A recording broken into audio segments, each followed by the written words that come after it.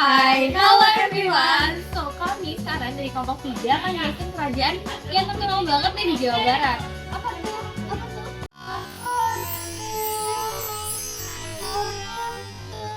Sebelumnya ada yang pernah dengar tentang Prabu Siliwangi? Atau ada yang tahu tentang Universitas ini? Ada yang bisa nebak? Ada yang bisa nebak? Ya, bener banget. Ini kerajaan Pajajaran.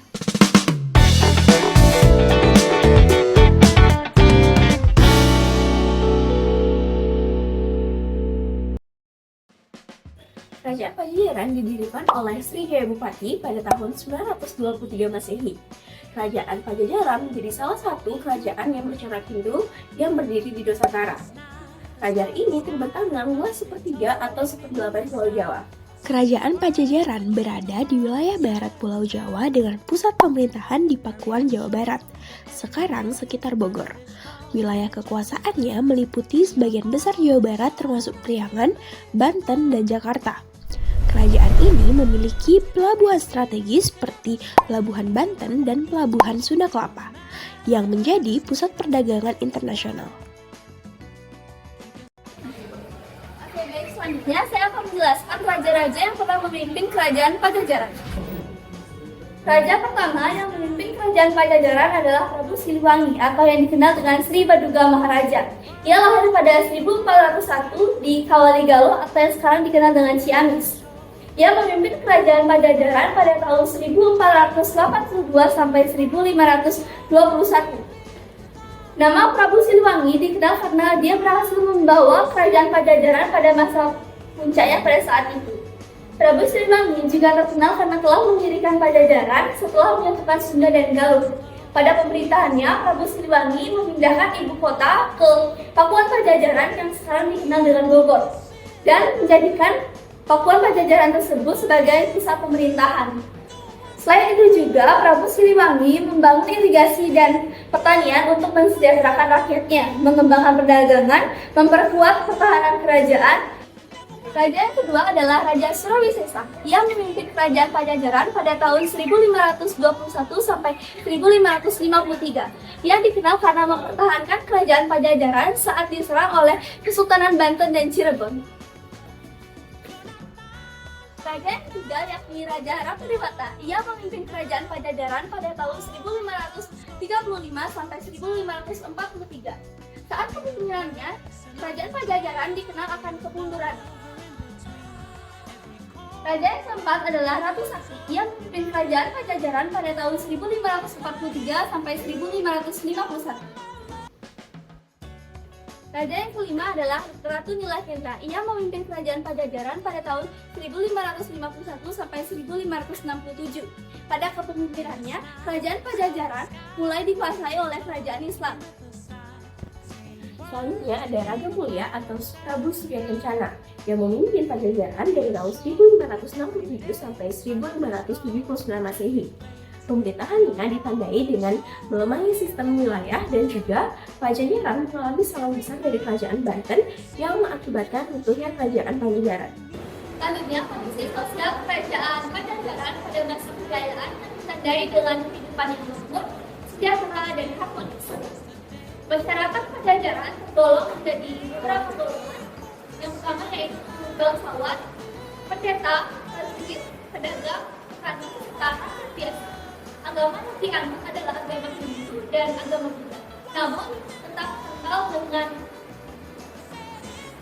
budaya lokal seperti animisme dan dinamisme. Selanjutnya ada kondisi ekonomi kerajaan Pajajaran. Kerajaan Pajajaran adalah pusat perdagangan yang penting. Hasil bumi seperti lada, emas, dan kayu diperdagangkan di Pelabuhan Sunda Kelapa. Kerajaan Pajajaran memiliki hubungan dagang di berbagai wilayah Nusantara dan di berbagai wilayah Tiongkok, India, serta Timur Tengah. Kerajaan Pajajaran mengembangkan pertanian sebagai sektor utama, terutama di pedalaman. Dalam diplomasi, tentunya kerajaan Pajajaran menjalin hubungan dengan kerajaan-kerajaan lain dong, tapi konflik masih saja terus terjadi. Nah, salah satu contohnya adalah peristiwa Blebat, yang dimana menjadi bukti ketegangan antara kerajaan Majapahit, yang dimana akhirnya menjadi kehancuran aliansi.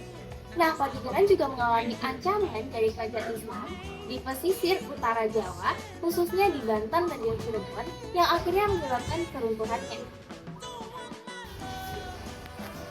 Nah, dalam konteks budaya, kerajaan Pajajaran kuat dengan adat Sunda Wiwitan yang memuja leluhur dan juga alam. Nah, ada pun tradisi yang dimana mengungkapkan rasa syukur terhadap panen, yaitu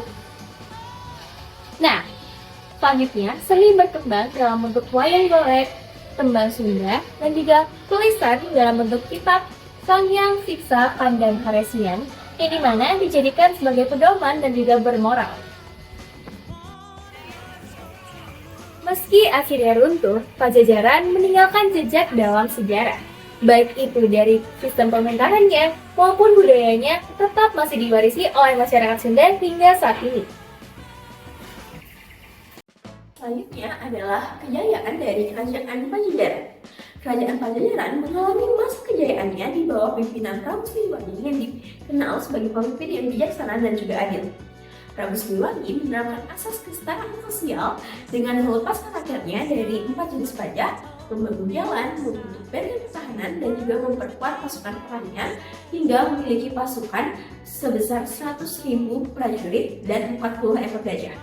Dilihat dari ekonominya, Pajajaran mencapai kemakmurannya dari hasil perdagangan, hasil bumi seperti lada dan juga beras. Hal itu menjadikan Pajajaran sebagai kerajaan yang kuat dan stabil dan mencapai masa kejayaannya di bawah pimpinan Prabu Siliwangi. Selanjutnya ada keruntuhan dari Kerajaan Pajajaran. Kerajaan Pajajaran runtuh pada tahun 1579 Masehi akibat serangan dari Kesultanan Banten. Pada saat itu, Kesultanan Banten sedang menyebarkan ajaran agama Islam melalui penaklukan. Oleh karena itu, Kerajaan Pajajaran dikagetkan oleh Kesultanan Banten karena Kerajaan Pajajaran merupakan kerajaan yang bercorak Hindu. Selain itu, kedekatan wilayah antara Kerajaan Pajajaran dengan Kesultanan Banten menimbulkan kekhawatiran pada Kesultanan Banten akan kehilangan wilayah kekuasaannya. Setelah Pajajaran berhasil ditaklukkan, raja dan keluarga yang hilang, kemudian banyak bangsawan Sunda yang awalnya beragama Hindu, namun kemudian beralih malah menjadi ke agama Islam. Yang pertama ada prasasti batu tulis. Prasasti ini dibuat untuk mengenang Raja Sri Baduga Maharaja atau Prabu Siliwangi.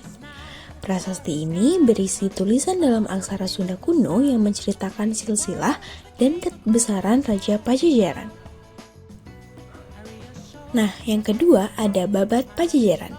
Babat Pajajaran adalah naskah yang menceritakan sejarah dan legenda seputar kerajaan Pajajaran.